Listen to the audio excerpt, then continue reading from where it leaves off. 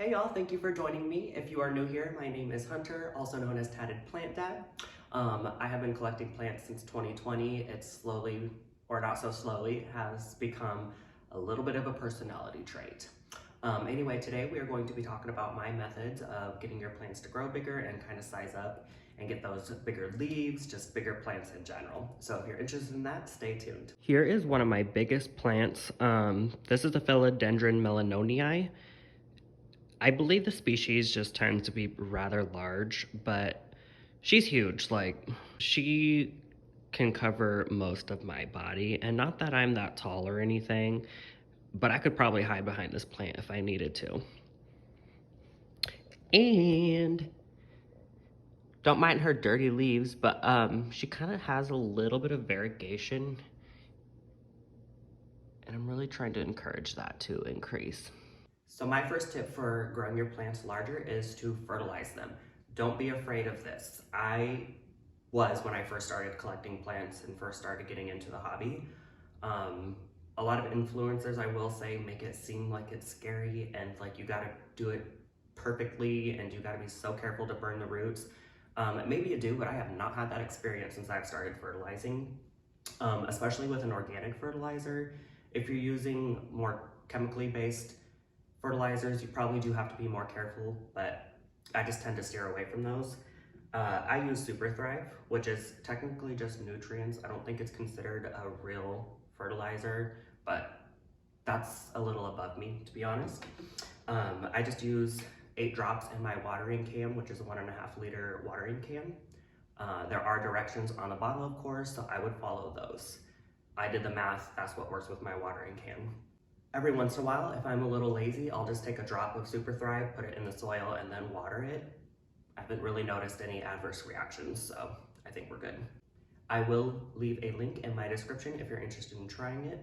I would recommend to use it every other watering or every like 2 weeks or so.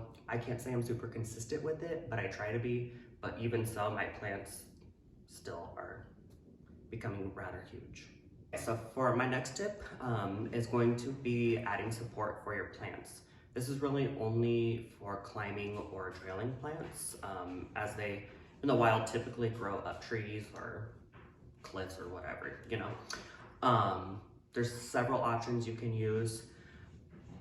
I would say the most common are moss poles. I need to water her, and I'll get into that here in a minute, but this, I would say, is the most common option, not my favorite.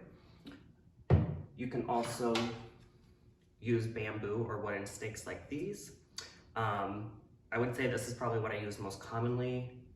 They're the easiest and kind of like the easiest to conceal because I would personally rather just see the plant and not really its support. But there's also the option of using wooden boards like this. I have my Monstera deliciosa growing up her, and she seems to be loving it. It's got a little texture to it, so her aerial roots are grabbing onto it, and her leaves are starting to size up, and hopefully giving me some secondary fenestrations here soon. So here is my Monstera deliciosa growing up that wooden board. As you can see, the aerial roots are attached to it. Like I could move it, but I would have to force it off. Once they get long enough, I do kind of direct them to go into the soil. You can cut these off. I mean, it's not gonna hurt the plant, but I have found that if you leave them on, it tends to grow a little bit bigger. And then this little, well, not little, but this syngonium is growing up a bamboo pole. And these little ties, I just took off of masks. They're just the little ear parts of the mask, and they work great for attaching plants to poles. My problem with moss poles is that they are a lot of maintenance. You do have to water them, and as someone who can't keep a lot of humidity in their apartment due to the size of my ceilings, it's hard to maintain moisture in my moss poles. I would have to water them daily, and I'm a little too lazy for that, to be honest, and I'm also just, I have enough plant maintenance and care to do. When I do water them, I use this spray bottle.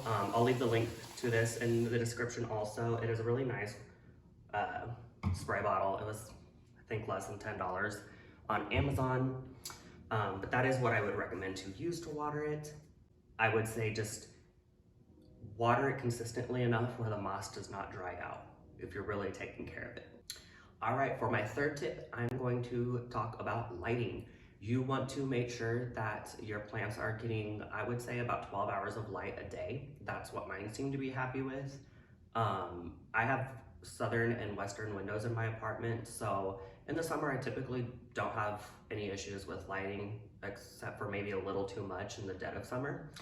But in the winter, when it starts to get a little dark out a little sooner, I do have to supplement light. So I just use some grow lights that I get from Walmart. They're less than $10, they're LED.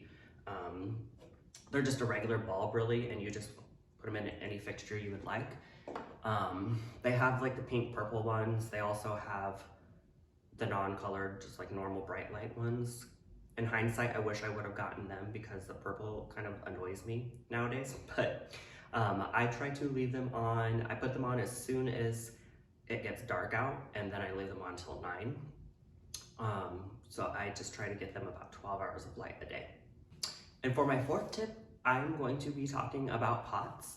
I use a variety of pots. I prefer ceramic or terracotta just because I prefer the look of them, and I try to consume as less plastic as possible.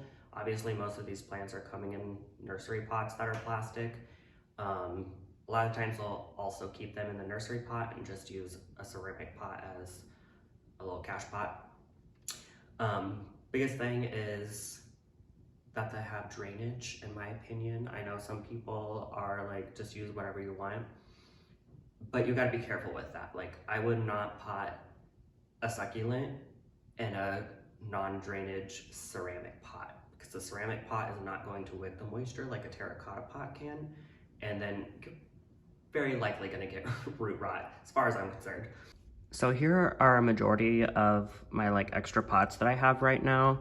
A lot of these, especially like these, are just a little too small for the plants that I currently have. I should probably just get rid of them, but anyway.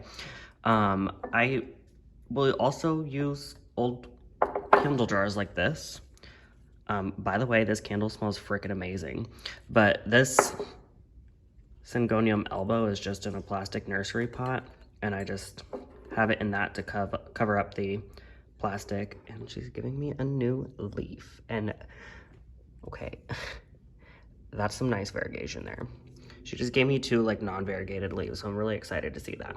I would say if you have more succulent type of plants like Hoyas or Echeverias or anything like that, leave them in the plastic nursery pot or put them in a terracotta pot. I prefer terracotta because it kind of helps the moisture wick out quicker and you're less likely to get root rot. For my tropicals, I'll use either terracotta, plastic, or ceramic, just depending on what I have and what I want to pot it in.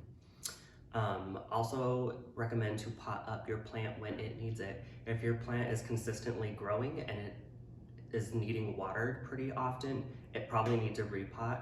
Don't be afraid to take that root ball out of the pot and see how big it is. If it's pretty root bound, even if it's winter, repot it. If it's growing, it's gonna be fine. I wouldn't repot a plant in the winter that is not growing because it just doesn't need it, and you might have some complications from that. Alrighty, thank you so much for watching. If you made it through the end of this video, please send me a little like heart emoji in the comments. I would love to see that. If there's any videos you would like to see in the future, please let me know in the comments also. If you gained anything from this video, I would love it if you could give me a little thumbs up. That really helps me and my channel, and we'll just continue to inspire me to make videos. If you haven't watched my last YouTube video about the ecological toll of the houseplant industry, you should go watch that now. And if you haven't already, please subscribe. Thank you.